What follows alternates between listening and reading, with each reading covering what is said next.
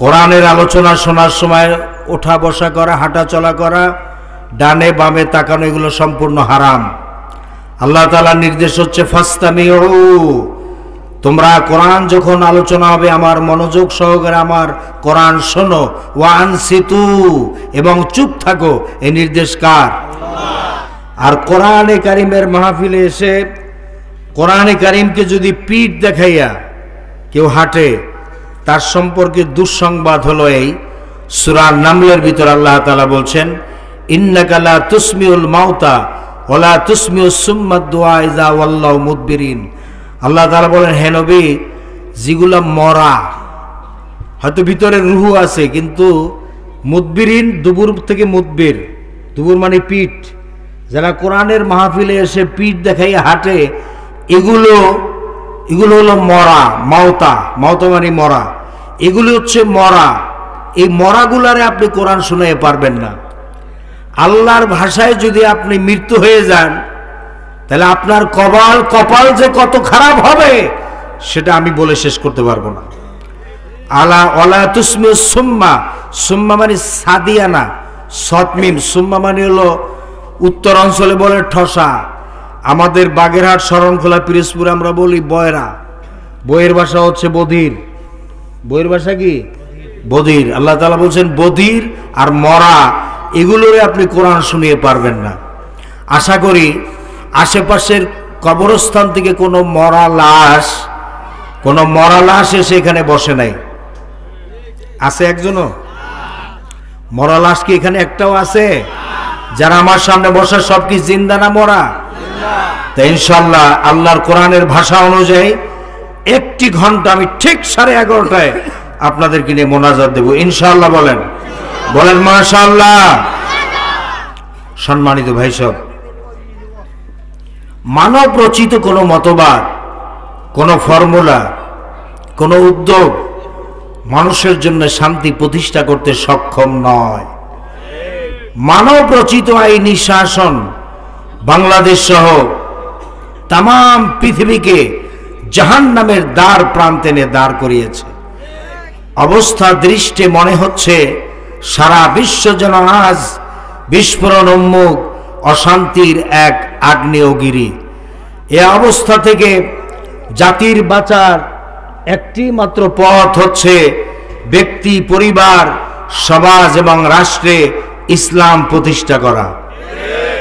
আমাদের প্রিয় জন্মভূমি বাংলাদেশে ইসলাম কি প্রতিষ্ঠা আছে? এই স্বাধীনতার পর থেকে 53টি বছর চলে গেল। বাংলাদেশে আমি শুনি মানুষে বলে যে এদেশে নাকি 93% মুসলিম। আমি বিশ্বাস করি না। এই কারণে যদি খাঁটি মুসলিম 51% হতো বাংলাদেশে, 51%, এই বাংলাদেশে কোরআনের আইন দিয়ে দেশ পরিচালিত হতো।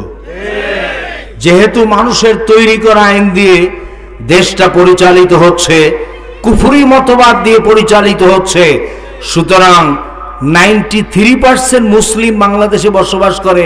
এটা মারাত্মক টাটকা মিথ্যা কথা। 2-1জনে বললে ঠিক, বাকিরা কি মনে করেন? এটা 100% মিথ্যে কথা। আপনি প্রশ্ন করতে পারেন, হুজুর তাহলে এত পার্সেন্ট এরা কি? আমি বলবো যে হয়তো 10 or 20% হয়তো মুসলিম খাঁটি হতে পারে, বাকিরা সব টাটকা মুনাফিক। মাথায় টুপি পরে, ওই আব্দুল্লাহ ইবনে উবাই ইবনে সলুলের মতো মাথায় টুপি পরে, টুপির উপরে পাগড়ি, লম্বা দাড়ি রাখে, জুব্বা গায়ে দেয়, জিকির আজকারও করে, চিল্লায়ও যায়, কিন্তু আল্লাহ তাআলা যে উদ্দেশ্যে কোরআন নাজিল করছে ওই উদ্দেশ্যের ধারে কাছেও নাই। লিতাহকুমা বাইনান নাস বিমা আরাকাল্লাহ। আল্লাহ বলছে যে এই কোরআন আমি নাজিল করেছি তোমাদের মাঝে এই কারণে যে কোরআনের আইন দিয়া তোমরা বিচার ফয়সালা করবা। আল্লাহ তাআলা কোরআনের এই 30 পারা কোরআনে কোথাও দেখাইতে পারবেন না। আল্লাহ তাআলা এই কথা বলছেন যে তোমরা সকাল সন্ধ্যায় জিকির করবা, এই জন্য আমি কোরআন নাজিল করছি। পারবেন দেখাতে? তোমরা চিল্লা দিতে যাবা, চিল্লা, এই জন্য আমি কোরআন নাজিল করছি। তোমরা নামাজ পড়বা, রোজা রাখবা, হজ করবা, যাকাত দিবা, উমরা করবা, এই জন্য কোরআন নাজিল করছি। একটা জায়গাও দেখাতে পারবেন না। কিন্তু একটা জায়গায় আছে ইন্না আনজালনা ইলাইকাল কিতাবা বিল হক লিতাহকুমা বাইনান নাস বিমা আরাকাল্লাহ। আল্লাহ তাআলা বলেন, হে নবী, এই কোরআন আমি নাজিল করেছি, এই কোরআন 30 পারা কোরআন আমি নাজিল করেছি আপনার কাছে, মহাসত্য কোরআন। লিতাহকুমা বাইনান নাস, মানুষের মাঝে আপনি এই কোরআন দিয়ে তাহকুমা মানে বিচার ফয়সালা করা, আর বাইনা মানে মাঝে, নাস মানে মানুষ। শাব্দিক অর্থ করে শোনাচ্ছি, মনে করতে পারে যে হুজুর মনে ভুল অর্থ করতেছে। এখানে আলেম ওলামারা আছে, তাদের কাছে জিজ্ঞেস করেন, আমি ভুল যদি বলে থাকি আমাকে বলুক। আল্লাহ তাআলা বলছেন তাহকুমা, বিচার ফয়সালা করার জন্য। কি বাইনা? বাইনা মানে মাঝে, নাস মানে মানুষ। মানুষের মাঝে কোরআনের আইন দিয়া বিচার ফয়সালা করার জন্য আমি কোরআন নাজিল করেছি। কোন সুবহানাল্লাহ। কিন্তু আপনারা বলেন, বাংলাদেশ 93% মুসলমানের দেশ, এই দেশে কোন জায়গায় কি কোরআনের আইন দিয়ে বিচার ফয়সালা হচ্ছে? হচ্ছে? জোরে কোন হচ্ছে?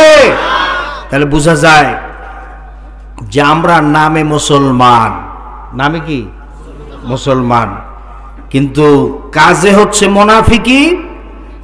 আমাদের কাজকর্মে বোঝা যায় আমরা মুনাফিক, টাটকা মুনাফিক।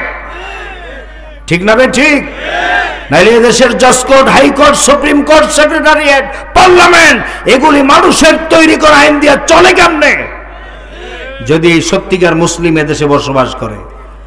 আর কোরআনের আইনকে ছেড়ে দিয়ে যদি মানুষের তৈরি করা আইন আপনি গ্রহণ করেন, কিয়ামতের দিন আপনাকে মামলা খাওয়া লাগবে। সূরা ফুরকানের 30 নম্বর আয়াত। আল্লাহ রাব্বুল আলামিন বলেন, وقال الرسول يا رب إن قومي اتخذوا هذا القرآن مهجورا।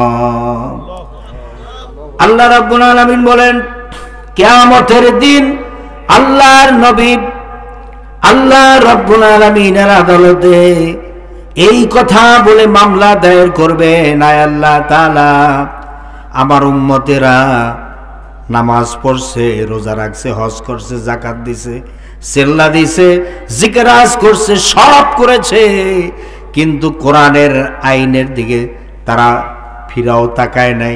মানুষের কুফরি আইন দিয়ে তারা ব্যক্তি, পরিবার, সমাজ, রাষ্ট্র পরিচালনা করেছে। আয় আল্লাহ তাআলা, আমার এই উম্মতদের বিরুদ্ধে আমি আপনার রাসূল, আমি মুহাম্মদ সাল্লাল্লাহু আলাইহি ওয়াসাল্লাম, আমি মামলা দায়ের করলাম।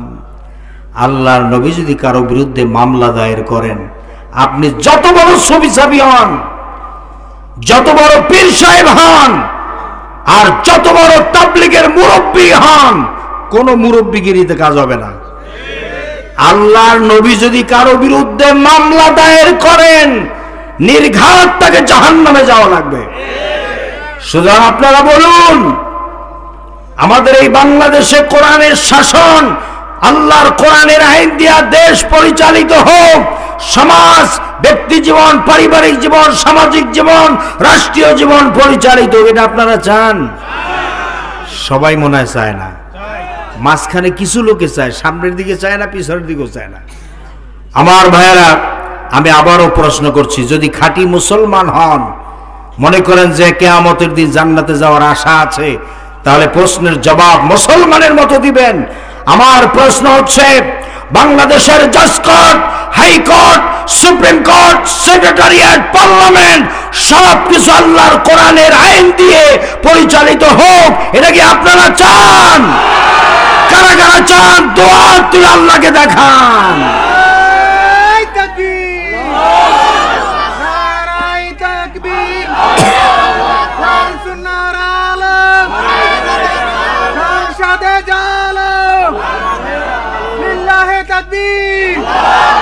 বলুন আলহামদুলিল্লাহ। আল্লাহ তাআলা কবুল করুন।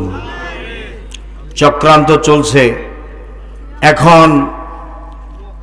কোরআনের শাসন প্রতিষ্ঠার একটা মৌসুম, সময় আমাদের সামনে কিন্তু চলে এসেছে।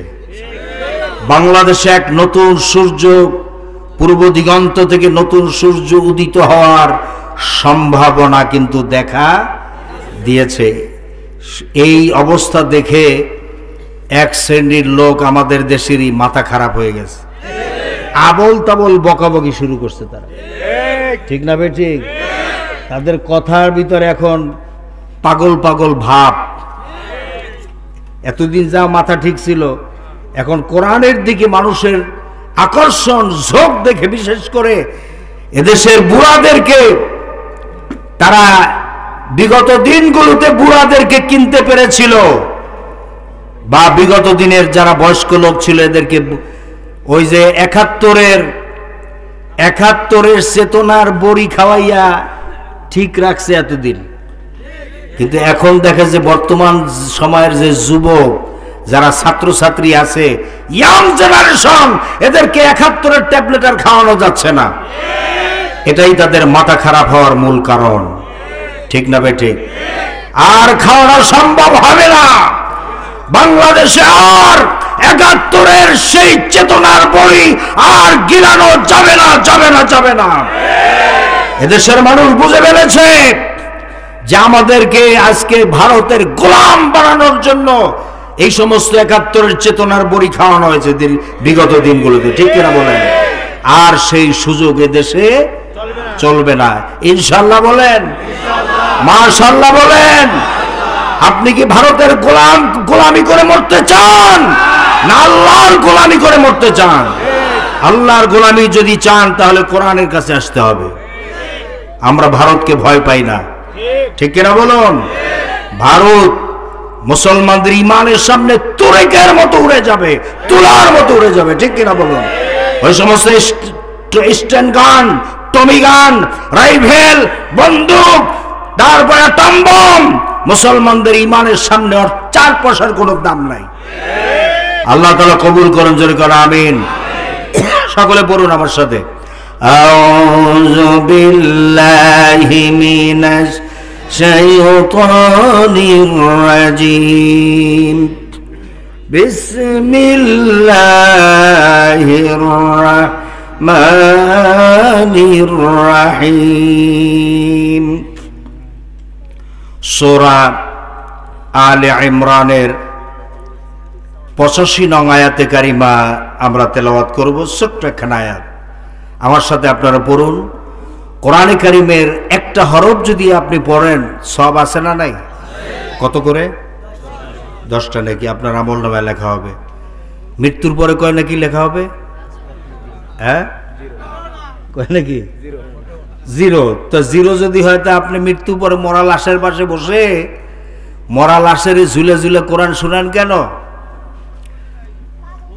এই যে আপনার এখন চেতনাবোধ ফিরে আসছে, আলহামদুলিল্লাহ। এখন আমার মুরব্বীরা, ভাইয়েরা, যুবকরা সবাই বুঝতেছে যে বিগত দিনে যা করা হয়েছে সব ভুয়ামি, ঠিক কিনা বলেন? আর শোনানো হয় কাদেরকে? যারা সারা জীবন কোরআনের বিরোধিতা করে, কোরআনের আইনের বিরোধিতা করে, কোরআনের শাসন যারা প্রতিষ্ঠা করতে চায়, এদেরকে ছলে বলে কৌশলে জুডিশিয়াল কিলিং এর মাধ্যমে ফাঁসির মঞ্চে নিয়ে যাদেরকে হত্যা করা হয়, এই সমস্ত নাফরমান বদমাশ যখন মারা যায়, ওদের পাশে বসে আবার কোরআন খানি করা হয়, ঠিক কিনা বলেন? হেফজখানা থেকে 5 জন 10 জন হাফিজ সাহেব এনে মরা লাশের পাশে বসাইয়ে ঝুলে ঝুলে পড়িয়া মরা লাশের শোনানো হয়। নাউযু বিল্লাহি মিন যালিক। কোরআনে কারীম আফসোস করে বলে, ये ताक में सजाया जाता हो, ये आँखों से लगाया जाता हो, ये ताबीज बनाया जाता हो, ये दुखे पिलाया जाता हो। কোরআনে কারীম আফসোস করে বলে, আমাকে তোমরা তাকের উপরে সাজিয়ে রাখো কেন? তাকের উপরে সাজিয়ে রাখার জন্য আমি কোরআন নাজিল হই নাই। কোরআনে কারীম আফসোস করে বলে যে আমাকে চোখে লাগাও, মুখে লাগাও আর সুমা খাও, এই জন্য কোরআন আসে নাই। কোরআনে কারীম আফসোস করে বলে যে আমাকে দিয়া তাবিজ লেখো আর তাবিজের ব্যবসা করো। আছে না নাই? এই কথা বলা যাবে না। তাবিজের ব্যবসা আছে না নাই? আর তা আবার কি, আয়াতও লেখে না, আয়াতের সংক্ষিপ্ত সংখ্যা বানাই লইছে 380, 420, 570, 686, 792 সংখ্যা বানাইয়া বইতে বইতে গলায় ঝুলায়, ঠিক কিনা বলেন? আল্লাহর নবী বলেছেন, মান তাআল্লাকা শাইয়ান উকিলা ইলাইহি, কেউ যদি তাবিজ আকারে গলায় বা কোথাও কিছু লটকালো, ওর উপরে তাকে নির্ভরতা করে দেওয়া হয়, আল্লাহর উপরে তার আর কোনো নির্ভরতা থাকে না। কোন নাউজুবিল্লাহ। সুতরাং ওই তাবিজের ব্যবসা করা যাবে না কোরআন দিয়ে। কোরআন আফসোস করে বলে যে আমাকে তোমরা কাগজে লিখে গ্লাসের মধ্যে ভিজিয়ে রাখো, সকালবেলা উঠে কোরআন ভিজানো পানি ডক ডক করে গিলে গিলে খাও, এই জন্য কোরআন আসে নাই। আমরা ওই তাকের উপর থেকে নামাই, কখন নামাই? বাড়িতে যখন কোনো লোক মারা যায়, তাকের উপর থেকে নামাইয়া ঝেড়ে ঝুড়ে মরা লাশের পাশে বসে মরা লাশটারে শোনাই। অথচ আল্লাহ তাআলা কি বলেন? লিউনজিরা মান কানা হাইয়ান, সূরা ইয়াসিনে আল্লাহ তাআলা বলেন, হে নবী, হাইয়ুন শব্দের অর্থ হলো জীবিত। হাইয়ুন শব্দের অর্থ কি? জীবিত। আল্লাহ রাব্বুল আলামিন বলেন, হে নবী, আমি কোরআন নাজিল করেছি জীবিত মানুষের জন্য, মরা লাশের জন্য নয়। মরা লাশের জন্য আল্লাহ কোরআন নাজিল করেন নাই, জীবিত মানুষের জন্য আল্লাহ তাআলা কোরআনে কারীম নাজিল করেছেন। কোন সুবহানাল্লাহ। সুতরাং মরা লাশের পাশে আর বসে বসে আপনারা শোনাবেন না, যত পারেন জিন্দা মানুষের শোনান। জিন্দা মানুষকে শোনাবেন, মরা লাশকে শোনায় কোনো লাভ হবে না। আল্লাহ তাআলা নিষেধ করে দিয়েছেন, খবরদার মরা লাশের জন্য আমি কোরআন নাজিল করি নাই। সকলে পড়ুন আপনার আমার সাথে, আউযু বিল্লাহি মিনাশ শাইতানির রাজিম, বিসমিল্লাহির রাহমানির রাহিম। সূরা আলে ইমরান। ومن يبتغي غير الإسلام دينا فلن يقبل منه وهو في الآخرة من الخاسرين। সকলে বলুন জবান খুলে, সাদাকাল্লাহুল আযীম। ছোট্ট একখানা আয়াত আমি আপনাদের সামনে তেলাওয়াত করেছি, যেহেতু টাইম আমি বেঁধে দিয়েছি আপনাদের সামনে, এই টাইমের ভিতরে আমি শেষ করবো ইনশাল্লাহ। আমার ভাইয়েরা, তরজমা অর্থটা শুনেন। ওয়ামাই ইয়াবতাগি গায়রাল ইসলামে দীনান, যারা ইসলামকে বাদ দিয়ে মানুষের তৈরি করা আইন কানুন তন্ত্র মন্ত্রবাদ ইজমকে যারা দিন হিসাবে গ্রহণ করবে। দিন শব্দের অর্থ কি? জীবন ব্যবস্থা। দিন শব্দের অর্থ কি? ওই যে দেখবেন অনেকে বলে, আসেন ভাই একটু দিনের কথা শুনি, কয় না? কয় কি না? নিয়ে শোনায় কি? শোনায় অমুক বুজুর্গদের কাহিনী, ওই গাজী গালুর কেচ্ছা কাহিনী, তারপরে হয় আসমানের উপরের নাহলে জমিনের নিচের। অথচ দিন শব্দের অর্থ হলো জীবন ব্যবস্থা। এই পৃথিবীতে আপনার জীবনটা কিভাবে পরিচালনা করবেন আল্লাহর কোরআন অনুযায়ী, এটার নাম হলো দিন। এটার নাম কি? দিন। এটা ক্লিয়ার হয়ে যান। যখন শুনবেন কেউ বলে যে ভাই আসেন দিনের কথা শুনি, যখন দেখবেন যে আসমানের উপরের কথা কইতে আছে আর নিচের জমিনের নিচে, তখন ধরবেন, বলে এই বেটা তুমি কইলে যে দিনের কথা শুনি। দিন শব্দের অর্থ হলো জীবন ব্যবস্থা। তা জীবন ব্যবস্থা এখন আমার যে ব্যবসা বাণিজ্য যে আমি করি, এইটা হালাল না হারাম এটা বুঝাই দাও আগে, ঠিক কিনা কন?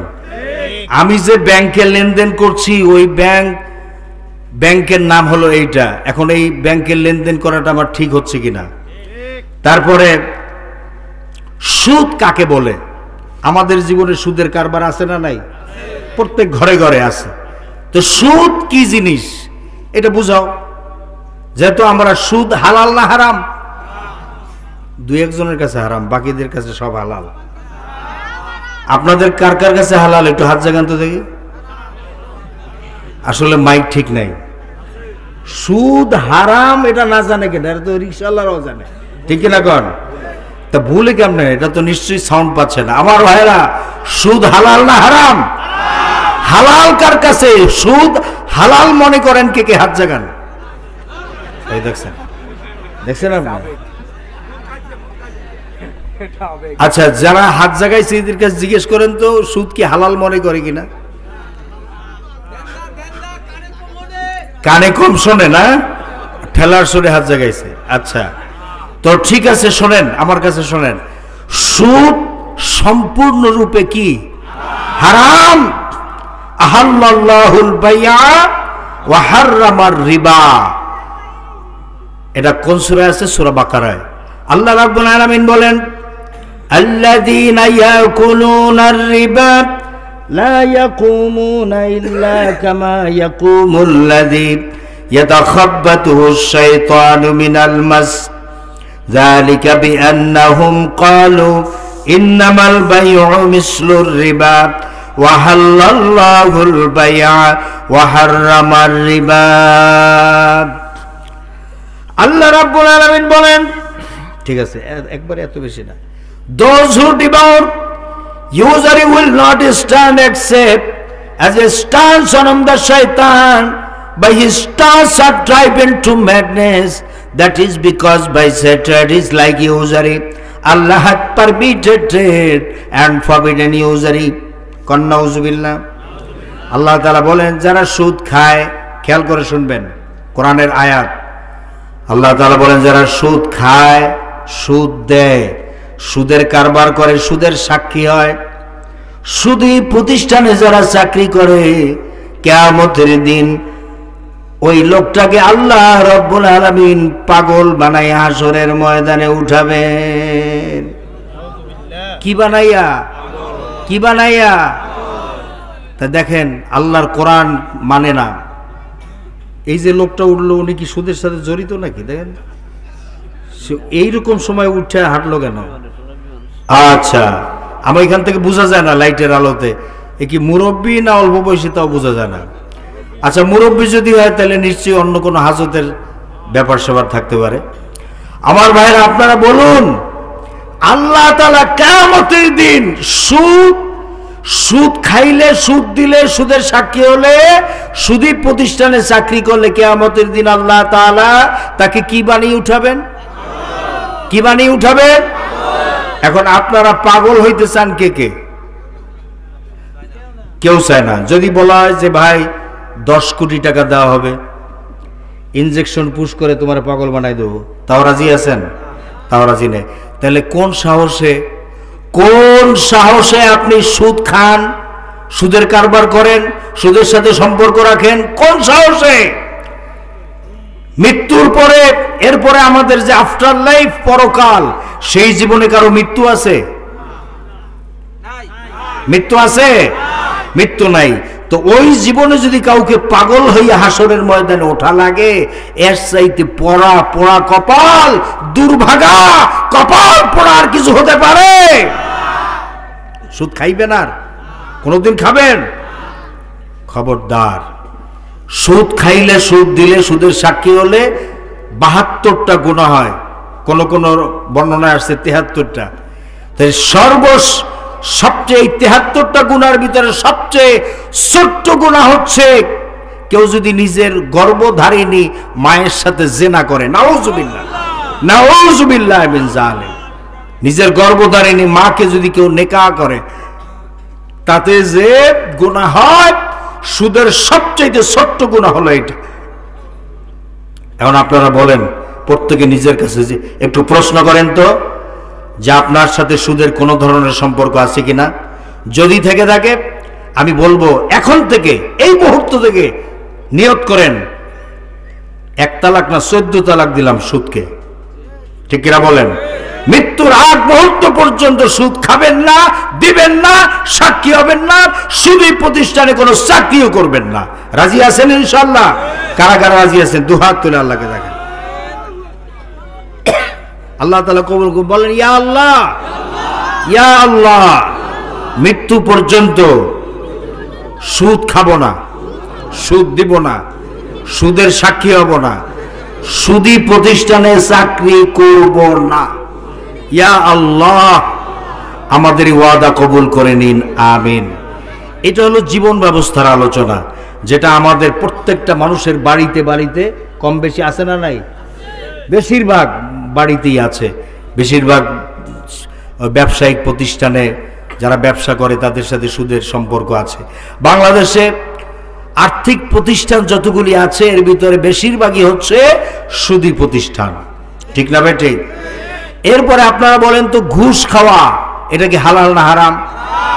আল্লাহর নবী বলেছেন, আর রাশিদ ওয়াল মুরতাশি কিলাহুমা ফিন্নার, যে ব্যক্তি ঘুষ খায় আর যে ঘুষ দেয় উভয় জাহান্নামী। তা আমাদের বাংলাদেশে মনে হয় ঘুষ নাই। আরে ভাই কি বলবো, রমজান মাসেও মাথায় টুপি, চোখে সুরমা লাগাইয়া, পাঞ্জাবি গায়ে দিয়ে সুন্দর করে একবারে রোজা টোজা রেখে অফিসে যায়। অফিসে গিয়ে কি করে? নিজের টেবিলের ডয়ারটা খুলে রাখে। টেবিলের ডয়ার, কথা কয় না, টেবিলের ডয়ার খুলে রাখে। ওই যে বিগত 15.5 বছর নমরুদি বেগমের আমলে কি দেখছেন আপনারা? খালি বেনামি মামলা, গায়েবী মামলা, কথা কয় না। কোন জায়গায় সেই ওই হয়তো বগুড়ার কোন রাস্তার মোড়ে কোন জায়গায় একটা গাড়ি পোড়ানো গেছে, আর এই দেখা যায় মামলা পটে ওই গাড়ির পোড়ানোর মামলায় একজনটা ঢুকাই দিয়েছে, আছে না নাই? বেচারা কি করবে, রাতে ঘুমাইতে পারে না। বাড়িতে পুলিশরা যেই জ্বালাইছে, ঠিক কিনা? খালি পুলিশ, কালা পোশাক, ওটারে কি কয়? আরে কি সন্ত্রাসী, কত বড় সন্ত্রাসী ক্যামেরা করেছে এদেশের মানুষ। এই রাত এই পুলিশ, ডিবি, এনএসআই, ডিজিএফআই, আর্মির লোকেরা, এদের ভিতরে কিছু সন্ত্রাসী বাহিনী তৈরি করেছিল নমরুদি বেগম। মানুষ বিনা অস্ত্রে নিরহ মানুষদেরকে ধরে ধরে পাখির বাচ্চার মতো গুলি করে করে হত্যা করেছে, ঠিক কিনা বলেন? ঢাকা বুড়িগঙ্গা নদীতে কত মানুষ যে ডুবাই মারছে, জীবন্ত মানুষ, বস্তার মধ্যে ভরে বস্তাটা আটকাইয়া এরপরে সিমেন্টের বস্তার সাথে বাইন্দা আস্তে ডুবাই দিয়েছে জীবন্ত মানুষ, আলেম ওলামাদেরকে। ঢাকা পোস্তাগোলা ব্রিজ থেকে ফালাইয়া হত্যা করছে। ব্রিজ থেকে দুই সাইডে ব্রিজ বন্ধ করে দিয়ে র্যাবের সদস্যরা, র্যাবের গাড়ি দেখলে তো মানুষ এমনি একটু আটকে ওঠে, ঠিক না? কালা পোশাক দেখলে ডাকাত লাগে। এই পোশাকটাও এদের চেঞ্জ করতে হবে, চেঞ্জ হবে, হওয়া উচিত। এই পোশাকটা আমি শুরু থেকে আমি দেখতে পারি না, দেখলে দেখা যায় একটা ডাকাই, ঠিক কিনা বলেন? এর ভিতরে পুরো মানে মানুষের সেবামূলক কোনো আচরণই নাই, অথচ জনগণের পকেটের পয়সা হয়, এদের মাসিক বেতন হয়, জনগণের পকেটের পয়সা, এদের 2 ঈদের বা বৈশাখ মাসের ভাতা, 2 ঈদের বেতন, বোনাস, এগুলো হয় জনগণের পকেটের পয়সায়। এদের বাচ্চাদের গায়ের জামা, খাওন, চিকিৎসা, বাড়ি ভাড়া সব জনগণের পকেটের পয়সা হয়। নিজের স্ত্রীর শাড়িটা পর্যন্ত জনগণের পয়সায় দিয়ে এরপর কিনে দেয়, ঠিক না? আর সেই জনগণকে ধইরা বাইন্দা পাখির বাচ্চার মতো হত্যা করছে নিরীহ জনগণ। অপরাধ কি? সাইদির নাম মুখে লইল কেন? এরপরে মোবাইল ঘাটিয়া দেখছে কি সাইদির ওয়াজ পাওয়া গেছে। কত বড় শয়তান ইবলিস, কত বড় অমানুষ, হিংস্র প্রাণী এই নমরুদি বেগম যাদেরকে তৈরি করেছিল আর্মির ভিতরে, র্যাবের ভিতরে, পুলিশের ভিতরে, এনএসআই, ডিজিএফআইয়ের ভিতরে একদল সন্ত্রাসী বাহিনী। এরা এই মোবাইল তল্লাশি করে যদি পাওয়া গেছে কোরআন শরীফ, তাহলে মনে করতে এই লোক জামাত করে। যদি পাওয়া গেছে কারো বাড়িতে এসে কোরআন শরীফ, এই জঙ্গি বই পাওয়া গেছে। কোরআন শরীফ কি জঙ্গি বই? যারা বলে জঙ্গি, এদেশে কোনোদিন জঙ্গি ছিল না। এই নমরুদি বেগম 15.5 বছরে জঙ্গি নাটক সাজিয়ে সাজিয়ে এদেশের আলেম ওলামাদেরকে হত্যা করেছে। শহীদ আল্লামা দেলোয়ার হোসেন সাঈদী রাহমাতুল্লাহ আলাইহি, যিনি এদেশের মানুষের প্রত্যেকটা মানুষের কলিজার টুকরা, মুক্ত বিহাঙ্গের মতো সারা দুনিয়ায় ছুটে বেরিয়েছেন, আল্লাহর কোরআনের দাওয়াত দিয়েছেন। 1971 সালের কোন কাদা, কোন বালু আল্লামা সাঈদীর গায়ে লাগে নাই। তিনি কোন দলের নেতা কর্মী কিচ্ছু ছিলেন না। তার অপরাধ ছিল পপুলারিটি, জনসমর্থন। যেখানে সাঈদীর নাম শুনতো লক্ষ লক্ষ মানুষ জমা হয়ে যেত। সেই আল্লামা সাঈদীকে এই নমরুদি বেগম, সে 71-এর তাকে কি বানাইলো, যে 71-এর ধর্ষণকারী। নাউজুবিল্লাহ বলেন, যে শয়তানেও শুনতে পারে না। এত মিথ্যা কথা শোনে কেমনে, ঠিক কিনা বলেন? এই যে পিরোজপুরের সুখরঞ্জন বালি, তার ভাই বিশেবালি হত্যাকাণ্ডে আল্লামা সাঈদীর বিরুদ্ধে সাক্ষী দেওয়ার জন্য তার ভাই সুখরঞ্জন বালিকে নিয়ে গেল। সুখরঞ্জন বালি বলল, হুজুরের সামনে দাঁড়াইয়ে মিথ্যা কথা বলবো কেমনে? এজন্য সুখরঞ্জন বালি বলছে যে না, আমি হুজুরের বিরুদ্ধে মিথ্যা কথা বলতে পারবো না। আমি হিন্দু হতে পারি, আমার একটা নীতি নৈতিকতা আছে, আমি কখনোই হুজুরের বিরুদ্ধে মিথ্যা কথা বলতে পারবো না। সে বলল যে আমি হুজুরের পক্ষে ছাপাই সাক্ষী দেব। এইটা যখন শুনছে নমরুদি বেগমের দোসরেরা যে সুখরঞ্জন বালি সে ছাপাই সাক্ষী দেবে সাঈদীর পক্ষে, সাথে সাথে তাকে ধরে কিডন্যাপ করে তাকে রয়ের হাতে তুলে দিচ্ছে। বাংলাদেশটাকে রয়ের একটা স্বর্গ রাজ্যে পরিণত করেছে এই নমরুদি বেগম। বাংলাদেশে এমন কোন এলাকা নাই, মহল্লা নাই, ইউনিয়ন নাই, এমন কোন জায়গা নাই যেখানে রয়ের লোক নাই। আমার ভাইরা, 3.5 মাস পরে খবর পাওয়া গেছে কোথায় সুখরঞ্জন বালি উদাও। পরে 3.5 মাস পরে খবর পাওয়া গেল সে ইন্ডিয়ার জেলখানার মধ্যে আটকানো আছে। তাকে কিডন্যাপ করলো, অপহরণ করলো বাংলাদেশের হাইকোর্ট থেকে।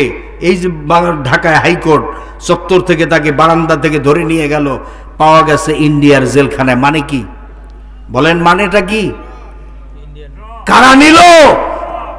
এই সমস্ত ফাজলামি আর নাটক সাজাইয়া, জঙ্গি নাটক সাজিয়ে এই সমস্ত আলেমদেরকে যারা হত্যা করেছ, প্রত্যেকটার বিচার এই দেশের মাটিতে হবে ইনশাআল্লাহ।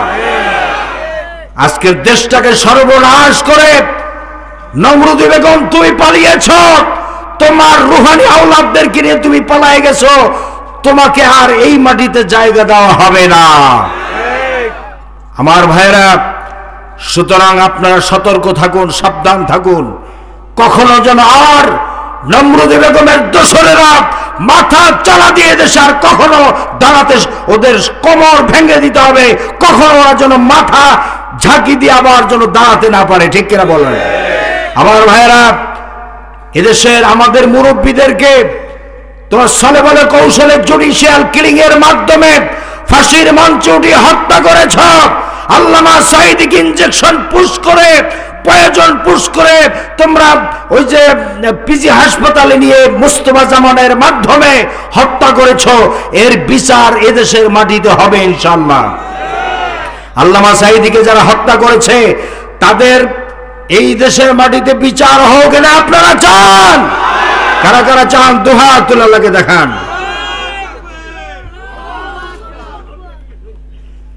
হয় না, আপনারা এভাবে দুর্বল ঈমান হলে চলবে না। সকলে আমার সাথে তাকবীর দিতে হবে।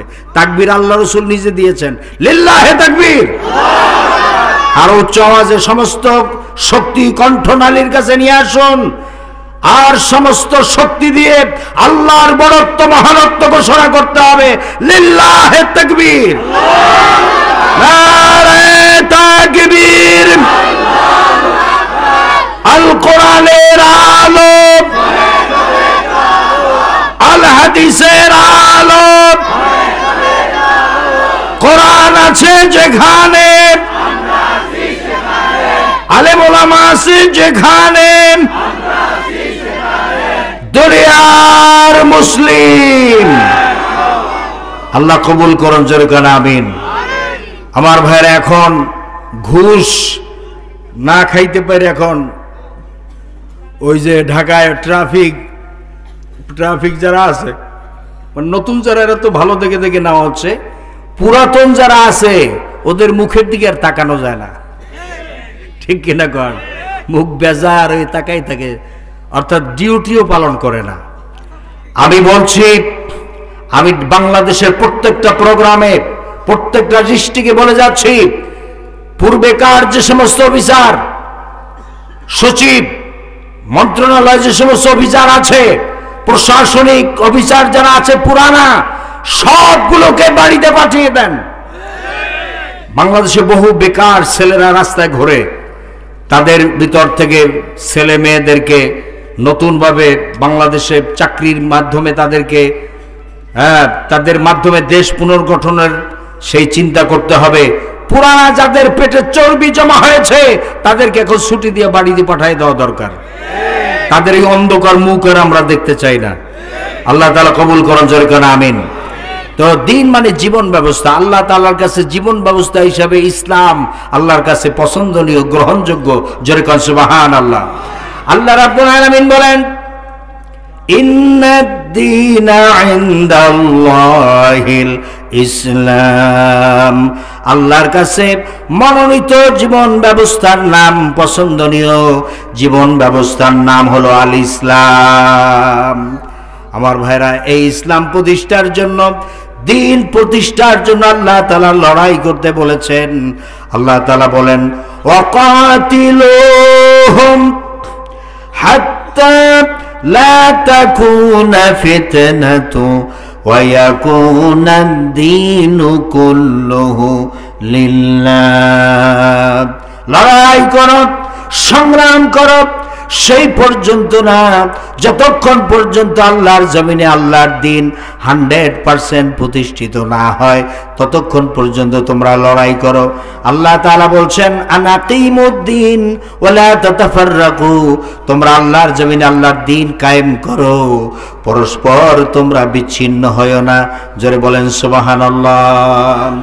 যদি আপনারা আল্লাহর জমিনে আল্লাহর দিন প্রতিষ্ঠা না করেন, আন্দোলনে সংগ্রামে অংশগ্রহণ না করেন, তাহলে ফিতনা, ফাসাদ, বিপর্যয় আপনাদের মাঝে আবার নেমে আসবে। আল্লাহ তাআলার ওয়াদা। আল্লাহ তাআলা বলেন, ইল্লা তাফআলুহু তাকুন ফিতনাতুন ফিল আরদি ওয়া ফাসাদুন কাবীর।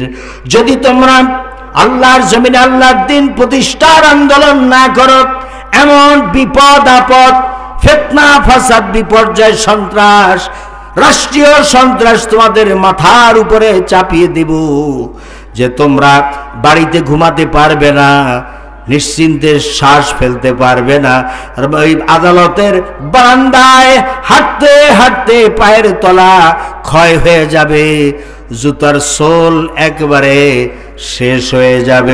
নাউযুবিল্লাহ। এজন্য লড়াই করতে হবে, আন্দোলন করতে হবে, আল্লাহর জমিনে আল্লাহর দিন প্রতিষ্ঠার সংগ্রামে লিপ্ত হতে হবে। এটা ফরজ, সব ফরজের বড় ফরজ। জোরে বলেন সুবহানাল্লাহ। আমার ভাইরা, এজন্য আল্লাহ তাআলা বলেন, খবরদার 100% মুসলিম না হয়ে, আল্লাহর সামনে সারেন্ডার না হয়ে তুই মরবি না।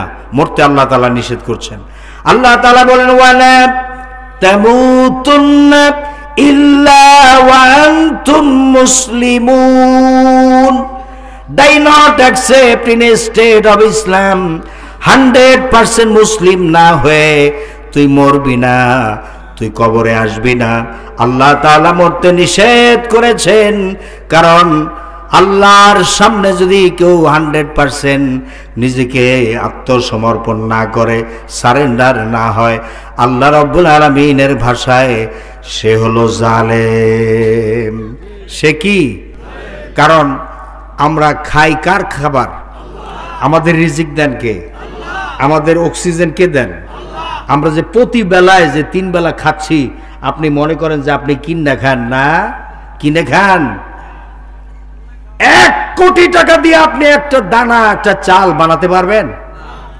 যারা জবাব দেন এরা মনে পারবে? আপনি পারবেন? আল্লাহ তাআলা যদি রিজিক বন্ধ করে দেন, 1973-74 সালে যেই চাষাবাদের জমি জমা বাংলাদেশে ছিল তার চাইতে এখন কমছে না বাড়ছে? কমছে না বেড়েছে? কমেছে। এখন বলেন 74 সালে এদেশে যারা একটু বয়স্ক আছেন আপনারা জানেন এদেশে মানুষ না খেয়ে কেমনে মরেছে। 1 মাসের ভিতরে একদিন ভাত চোখে দেখে নাই এরকম মানুষ তো আমরাই দেখেছি। আমাদের সাথে বন্ধু বান্ধব যারা ছিল, আমরা খেলাধুলা করছি ছোট সময়, 1 মাসের ভিতরে ওই মোটা আটা ছিল, ওই যে লাল আটা রেশনে দিত, ওই আটা হয়তো গুইলা টুইলা নিজেরা ভাগ বটরা করে খাইতো। আমাদের বাড়িতে দেখা যায় যে ওই ভাতের মার, আপনারা কি বলেন, ফ্যান বলেন, ফ্যান বা ভাতের ঢাকা বলেন ভাতের মার, এগুলো নেওয়ার জন্য লাইন দিয়ে থাকতো। লাইন, ভাত না পাইলেও ভাতের মারের যদি একটু পাইতো তাহলে মনে করতে যে হারে কলজেটা ঠান্ডা হয়ে গেছে।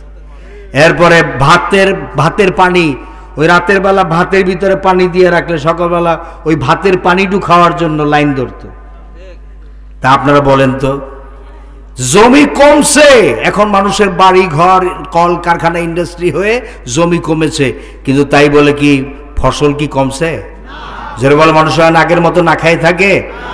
1973-74 ওই যে মানুষ ভুল বুঝছে, ভুল বুঝাইছে, 71-এর বড়ি জম্মের খাওয়ায় চেতনার বড়ি, তখন চিন্তা করে নাই যে কিসের জন্য, এর আগে তো কেউ না খাইয়ে মরে নাই, এর আগে তো কেউ না খাইয়ে মরে নাই, ও তখন মরল কেন? আল্লাহ বেজার হয়ে গেছে। ঠিক কিনা বলেন? আল্লাহ তাআলা বেজার হয়েছিলেন, যার কারণে ধান গাছ লাগানো হয়েছে, ফুলে গেছে, ফসল হয় নাই। তো ফসল দেওয়ার মালিক কে? এই যে চিটা হয়, তাফসীরের মধ্যে আমরা পড়েছি, ধানের ভিতরে প্রথম তো চিটার মতো হয়, এই চিটাটা আল্লাহর নামে জিকির করতে থাকে আর আসমানের দিকে হা করে খুলে থাকে দরজাটা। ওই যে ধানের যে 2টা অংশ থাকে না, এই 2টা অংশ এরকম ফাঁক হয়ে যায়, রাতের বেলা ফাঁক হয়ে আকাশের দিকে আল্লাহর দিকে চাই থাকে। আল্লাহর অর্ডার যখন হয়, আসমান থেকে রিজিক নাজিল হয়, ওই চিটার ভিতরে, ধানের ওই খোসার ভিতরে যখন আসমান থেকে রিজিক আসে, আস্তে টাস করে বন্ধ হয়ে যায়। সুবহানাল্লাহ বলেন। এরপরে সেটা আস্তে আস্তে শক্ত হয় এবং এটার চালে পরিণত হয়, চাল। এগুলো আমরা খাই, এই রিজিক দেন কে? টাকা জম্মের ছাপান টাকশালে নিয়া, যদি আল্লাহ ধান চাল না দেন এই টাকাই দিয়ে করবেনটা কি আপনি?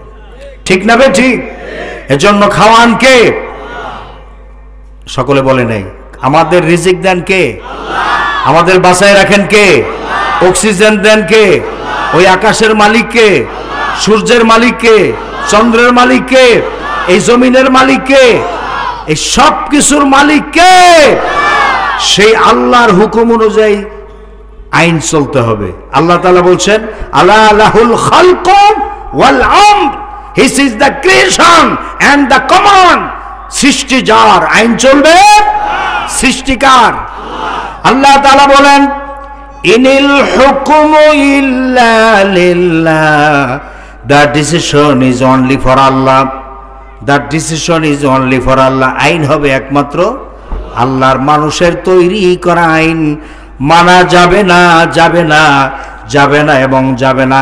আমি আল্লাহর কোরআন হাতে নিয়ে বলছি, আমরা 30 পারা কোরআন পড়ে যেটা বুঝেছি, মানুষের তৈরি করা আইন যদি কেউ মানে সে হলো কাফের। সে কি? এরপরে আয়াত আল্লাহ তাআলা বলছেন সে হলো জালেম। এরপরে এক আয়াত বাদ দিয়ে পরের আয়াত আল্লাহ তাআলা বলছেন সে হলো ফাসিক। সে কি? আল্লাহর কোরআনের আইনকে বাদ দিয়ে মানুষের তৈরি করা আইন যদি আপনি মানেন, আল্লাহ তাআলা বলেন তুই হলো কাফের, জালেম এবং ফাসিক। এদের মৃত্যুর সময় কঠিন পরিস্থিতির সৃষ্টি হবে। জোরে কর নাউজুবিল্লাহ। তাফসীরের মধ্যে এসেছে একজন নাফরমান, বদমাশ, বেনামাজি, বেপরদা শয়তান, হারামখোরের যখন জান কবজ করার সময় চলে আসে, তখন ওই নাফরমান বান্দা দেখতে থাকে হযরতে আজরাইল আলাইহিস সালামের মাথা আসমানে, পা জমিনে, এক হাত মাশরিকে আর এক হাত মাগরিবে, তাম পৃথিবী জোড়া শরীর, তাম শরীরে কালো কালো লম্বা লম্বা পশম, প্রত্যেক পশমের গোড়া দিয়ে আগুনের জিহবা বের হয়। এই দৃশ্য যখন নাফরমান কোন জালেম কাফেরের সন্তান যখন এই দৃশ্য দেখে তখন ভয়ের চড়ে থরথর করে কাঁপতে থাকে। হযরত আজরাইল আলাইহিস সালামের বড় বড় নীল রঙের দিঘির মতো দুইটা চক্ষু নাফরমানের দিকে তাকিয়ে যখন চোখ রাঙানি মারে তখন নাফরমান বান্দা ভয়ের চোটে তার কলিজাটা শুকায় যায়। কিতাবের মধ্যে এসেছে হাফতে দারিয়া গরবানুশম তানা গরদাদ জানেমান শরবতে দিদারে বায়াত আজলাবে মাহবুবে মান। সাতটা সমুদ্রের পানিও যদি ওই নাফরমান বান্দাকে পান করিয়ে দেওয়া হয় তবু ওই নাফরমানের পানির পিপাসা মিটে না। হযরতে আজরাইল আলাইহিস সালাম হাত মেরে বলেন, ওরে খবিস, আজীবন আল্লাহ রাব্বুল আলামিনের হুকুমে কাম থেকে ভেগে গিয়েছিস। আল্লাহ রাব্বুল আলামিন নামাজের হুকুম করেছেন, ফজরের সময় মুয়াজ্জিন সাহেব আল্লাহ তাআলার পক্ষ থেকে ডাক দিয়েছেন মসজিদ থেকে, হাইয়া আলাস সালাম। মুয়াজ্জিন সাহেব ডাকে না, কি বলে? হাইয়া আলাস সালাম, আসো নামাজের দিকে আসো। হাইয়া আলাল ফালাহ, আপনি প্রশ্ন করতে পারেন নামাজের দিকে আসলে হবে কি? সাথে সাথে জবাব, হাইয়া আলাল ফালাহ, আসো কল্যাণের দিকে আসো, নামাজের দিকে আসলে তোমার কল্যাণ হবে। সুবহানাল্লাহ বলে। তখন আরো ভালো করে কি করেন? ল্যাপটা কম্বল ভালো করে নাকি আরো জড়াইয়া, অথচ মুয়াজ্জিন সাহেব বলেন, আসসালাতু খায়রুম মিনান নাওম। মুয়াজ্জিন সাহেব কি বলেন? আসসালাতু, আসসালাতু মানে কি? সালাত। খায়রুম মানে কি? উত্তম। মেন থেকে, নাওম মানে কি? ঘুম। অর্থাৎ নামাজ ঘুম থেকে, সকলে বলেন, সকলে, নামাজ ঘুম থেকে। আসসালাতু খায়রুম মিনান নাওম, অর্থ কি? আমার মনে করি না যে আমি আজান দিছি, এটা হলো প্রসঙ্গক্রমে আসছে আর কি। প্রসঙ্গক্রমে ফুল আজান শুনাইছি আমি, কিন্তু কিছু বক্তারা এখন একেবারে ফুল মানে রাত্র 1টার সময় একবার আজান দিয়ে আজান দিতে থাকে, ঠিক কিনা বলেন? এটা ঠিক না, প্রসঙ্গক্রমে আসছে। এটা শহীদ আল্লামা দেলোয়ার হোসেন সাঈদী তিনিও বলেছেন, সুবহানাল্লাহ বলেন, প্রসঙ্গক্রমে আসছে। তো এরকম ভাবে মুয়াজ্জিন সাহেব ডাকতে থাকে, আর তখন কি করেন আপনারা ভালো করে ল্যাপ গায়ে দিয়ে, আপনারা না যারা নামাজে আসে না, মসজিদে সালাত পড়ে না, তাদের কথা বলছি। হযরতে আজরাইল আলাইহিস সালাম ডেকে বলে, ভেগে গিয়েছিস, নামাজের জন্য ডাকা হয়েছিল, আসিস নাই। জোহরে ডাকা হয়েছে, আসরে ডাকা হয়েছে, মাগরিবে ডাকা হয়েছে, এশায় ডাকা হয়েছে, মসজিদে হাজিরা দিস নাই, মসজিদে আসিস নাই, নামাজে তোকে পাওয়া যায় নাই, আজকের আর ভাগবার জায়গা পাবি না।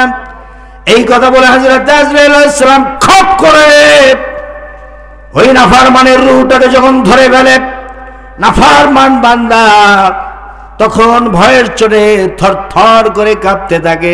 আল্লাহ রাব্বুল আলামিন ডাক দিয়ে বলে, রে আজরাইল, একটু সবুর কর, আমার এই নাফরমান বান্দা বড় শখ করে জাহান্নাম কামাই করেছে, ওকে জাহান্নাম না দেখি ওর রূহটা কবজ করিস না। তখন আজরাইল আলাইহিস সালাম ওই নাফরমানের চেহারার সামনে জাহান্নামের ভিডিওটা ধরে। তখন এই নাফরমান বান্দা দেখতে চায় না।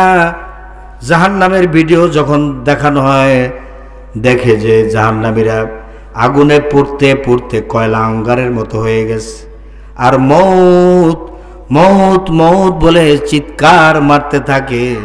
ওহুম ইয়াস্তারিখুনা ফিহা, আল্লাহ তাআলা বলেন জাহান্নামীরা জাহান্নামের ভিতরে উচ্চ আওয়াজে চিৎকার মেরে বলতে থাকবে মৌত মৌত মৌত, মৃত্যু মৃত্যু মৃত্যু। আল্লাহ তাআলা বলবেন লা ইউকদা আলাইহিম ফায়ামুতু, আজকের কারো মৃত্যুর ফয়সালা হবে না। লা তাদউল ইয়াউমা সুবুরাও ওয়াহিদাও ওয়াদউ সুবুরান কাসীরা, আজকে তোমরা এক মৃত্যু ডেকো না, 1000 বার, কোটি বার, লক্ষ বার মৃত্যু মৃত্যু বলে চিৎকার মারতে থাকবা। মৃত্যু কারো কাছে আসবে না। জোরে কর নাউজুবিল্লাহ। এই দৃশ্য যখন নাফরমান বান্দা দেখতে থাকে তখন তার রূহটা আর বের হতে চায় না। তাফসীরের মধ্যে লেখা হয়েছে রূহটা তখন পালানোর জন্য চেষ্টা করে, বডির ভিতরে রূহটা পালানোর চেষ্টা করে এবং পায়ের দিকে যায়। কোন দিকে যায়? জোরে বলেন, সবাই বলেন। রূহটা পালানোর জন্য কোন দিকে যায়? আল্লাহ তাআলা বলেন ওয়ান্নাসিয়াতি গরকা। আল গরকু মাজদার, গরকুর শব্দের অর্থ ডুব দেওয়া। গরকুর শব্দের অর্থ কি? ডুব দেওয়া। অর্থাৎ মালাকুল মউত তার অ্যাসিস্ট্যান্ট ফেরেশতা যারা থাকে তাদেরকে ওই বডির ভিতরে ডুব দেওয়ায়, বলে ডুব দে। ডুব দিয়ে এরপরে বডির ভিতরে প্রবেশ করে রুহুটা পায়ের দিক থেকে টানতে টানতে টানতে টানতে আনে, এনে এই চোখের ভিতর থেকে যখন টাচ করে নিয়ে বের করে নিয়ে যায় তখন নাফরমানদের এত কষ্ট হয়, কষ্টের চোটে নাফরমান সে নিজের জিহ্বায় নিজে কামড় মারে। আছে না নাই? যারা লাশ গোসল করে তাদের কাছে জিজ্ঞেস করে দেখবেন, বহু লাশ তাদের হাতে পড়ে যারা গোসল করায়, মুখের ভিতরে রক্তে ভরা থাকে। গোসল করানোর সময় তুলা দিয়ে ওই রক্তগুলো পরিষ্কার করা হয়। আমার ভাইয়েরা, অনেক লাশ আছে রুহটা নিয়ে যখন টান মারে, এমন জোরে টান মারে, কষ্ট পায়, সেই কলিজার রগগুলো ছিঁড়ে যখন বের করে নিয়ে যায় তখন কষ্টের চোটে পায়খানা করে দেয়। বহু লাশ পায়খানা করে দেয়। এরপরে অধিকাংশ লাশ পেশাব করে দেয়। অধিকাংশ, প্রায় 80 থেকে 90% মুদ্দার মরা লাশ দেখবেন মৃত্যুর সময় পেশাব করে দেয়। আমার ভাইরা, ওই সময় প্রত্যেকের জীবনে আসবে কি আসবে না? আল্লাহ তাআলা বলছেন ওইখানে যাওয়ার আগে তুই সারেন্ডার হ। আল্লাহ তাআলা বলছেন ওয়ালা তামুতুন্না ইল্লা ওয়া আনতুম মুসলিমুন, die not except in state of Islam, 100% মুসলিম না হয়ে মৃত্যুর ধারে কাছেও আসিস না। আল্লাহ তাআলা নিষেধ করেছেন মৃত্যুর ধারে কাছেও আসবি না। কারণ মৃত্যু যদি একবার কারো হয়ে যায় এরপরে রিটার্ন ব্যাক করে আর দুনিয়া এসে ভালো আমল করে কবরে যাওয়ার দ্বিতীয়বার কোনো চান্স নাই। বলবে জাহান্নামীরা বলবে রব্বির জিউন, আল্লাহ দুনিয়ার একবার পাঠিয়ে দেন, লাআল্লি আমালু সালিহান ফিমা তারাকতু, আল্লাহ দুনিয়া যা ছেড়ে দিয়ে আসছি, ভালো কাজ করি নাই, ইসলামী আন্দোলন করি নাই, নামাজ পড়ি নাই, রোজা রাখি নাই, হজ করি নাই, যাকাত দেই নাই, সর্বোপরি ইসলামী আন্দোলন করি নাই, খালি চোরাগলি খুঁজছি, চোরাগলি নামাজ রোজা করেছি আর চোরাগলি খুঁজছি যে কোন চোরাগলি দিয়ে জান্নাতে যাওয়া যায়। আছে না নাই? ওই যে মনে করেন যারা চিন্তা করে যে হক কথা কইলে তো ধরবে, এই যে দুনিয়াবি রাজনীতি যারা করে, নেতা নেত্রী, এরা এসে যন্ত্রণা করবে, এই জেল খাটা লাগবে, অ্যারেস্ট হওয়া লাগে, এই সেই এত ঝাইঝামেলা দরকারটা কি? তার চাইতে নামাজ রোজা করব, চিল্লায় যাব, পীরের কাছে মুড়ি দিয়ে সকাল সন্ধ্যায় জিকির আজকার করব, এতে হয়, এটাই তো জান্নাত। না ভাই, না। মুসলিম শরীফের হাদিস, সহিহ হাদিস, আল জান্নাতু তাহতা জিলালিস সুয়ুফ, জান্নাত হলো তরবারির ছায়াতলে। যেই পীরের দোহাই দেন, হযরত শাহজালাল ইয়ামানি রহমাতুল্লাহ আলাইহির মতো পীর বাংলাদেশে কয়জন আছে আপনি দেখান, যার হাতে যারা হাত স্পর্শ করেছে সব আল্লাহর ওলিতে পরিণত হয়ে গেছে।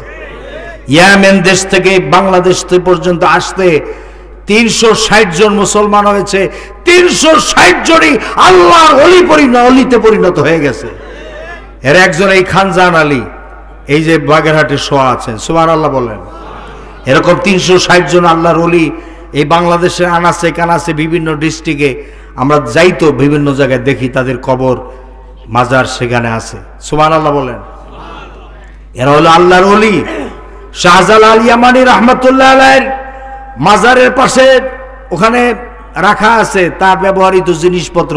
দেখেন তো যে শাহজালাল ইয়ামানি রহমাতুল্লাহ আলাইহির হাতে তসবিহ ছিল, ওই তসবিহ প্রদর্শনী করে রাখা হয়েছে যে তিনি এই তসবিহ ব্যবহার করছেন।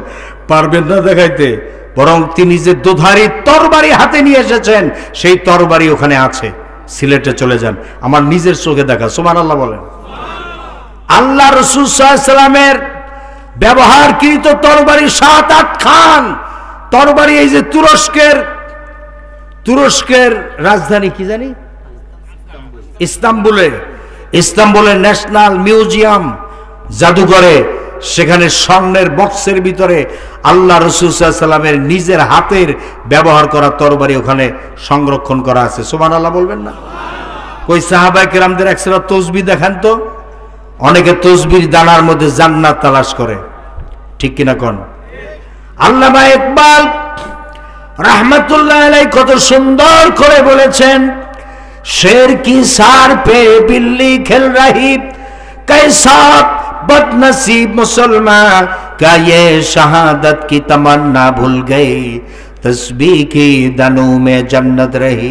আল্লামা ইকবাল বলেন, মুসলমান হলো সিংহের জাত, কিন্তু বর্তমান যুগের মুসলমানদেরকে দেখলে মনে হয় মুসলমান হলো বিড়ালের জাত।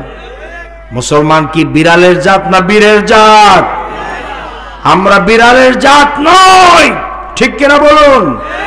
আগেকার মুসলমানদের এক হাতে ছিল আল্লাহর কোরআন, আর এক হাতে ছিল তরবারি। আর বর্তমান যুগের মুসলমানদের হাতে হলো তসবিহ আর তাম্বুরা বেহালা, সারিন্দা নারিন্দা আর সারেগামা পাতানিসা, ঠিক কিনা বলেন? এ দিয়া ইসলাম কায়েম হবে কেমনে? কোনো সম্ভাবনা নাই। সুতরাং ওই সমস্ত তাম্বুরা বেহালা, সারিন্দা নারিন্দা ছাড়ুন, কোরআন ধরুন। আমার ভাইয়েরা, বাংলাদেশের পূর্বাকাশে এক নতুন সূর্য উদিত হওয়ার সম্ভাবনা দেখা দিয়েছে। সেই সূর্য হলো ইসলামের সূর্য, ঠিক কিনা বলুন? সুতরাং বাংলাদেশে ইসলাম প্রতিষ্ঠিত হওয়ার জন্য আপনাকে আর ঘুমিয়ে থাকলে চলবে না। ঘুম থেকে জাগ্রত হন, উঠুন, ওযু করুন, পাক পবিত্র হন, হাত বাড়ান, ধরুন আল কোরআন। অন্ধ হলেও চোখ ফুটবে, বোবা হলেও মুখ খুলবে, দুর্বলের হাতেও আসবে বাঘের বল, ঠিক কিনা বলেন? আমরা বিড়ালের জাত নয়, আমরা হচ্ছি সিংহের জাত, আমরা হচ্ছি বীরের জাত, ঠিক কিনা বলেন? শহীদ আবু সাঈদের মতো বুক পেতে দিয়া আল্লাহর দ্বীন প্রতিষ্ঠার জন্য কারা কারা আগামী দিনে কাফনের কাপড় মাথায় জড়িয়ে আল্লাহর দ্বীনকে কামিয়াব করার জন্য কারা কারা প্রস্তুতি নিতে রাজি আছেন? দোয়া তুলে আল্লাহকে দেখান। নারায়ে তাকবীর, আল কোরআনের আলো, আল হাদিসের আলো। কোরআন আছে যেখানে,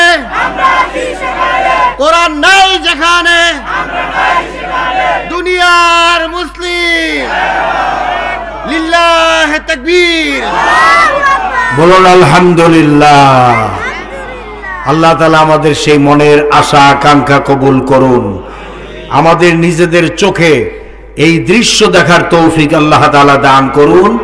বাংলাদেশের পার্লামেন্টে কোরআনের পতাকা উড্ডীন হয়েছে, ইসলামের পতাকা পট পট করে উঠতেছে। আল্লাহর কোরআনের আইন দিয়ে বাংলাদেশের জজ court, high court, supreme court, secretariat, parliament, Ganabhaban, Bangabhaban সবকিছু পরিচালিত হচ্ছে। এই দৃশ্য চোখে দেখার তৌফিক আল্লাহ তাআলা আমাদেরকে দান করুন, আমিন। এজন্য আপনাদের আগামী দিনে কোরআনের পক্ষের 300 লোক পার্লামেন্টে পাঠাতে হবে। রাজি আছেন ইনশাল্লাহ? 300 সারা বাংলাদেশ থেকে। আপনাদের এলাকায় যিনি কোরআনের পক্ষের, যাকে পাবেন তাকে সমর্থন দিবেন, সমর্থন করে তাকে পার্লামেন্টে পাঠিয়ে দেবেন। এরকম 300 সদস্য যদি পার্লামেন্টে কোরআনের পক্ষের চলে যায়, ইনশাল্লাহ বাংলাদেশের সংবিধান হবে মহাপবিত্র আল কোরআন। এই দৃশ্য চোখে দেখার তৌফিক আমাদেরকে আল্লাহ যেন দান করেন।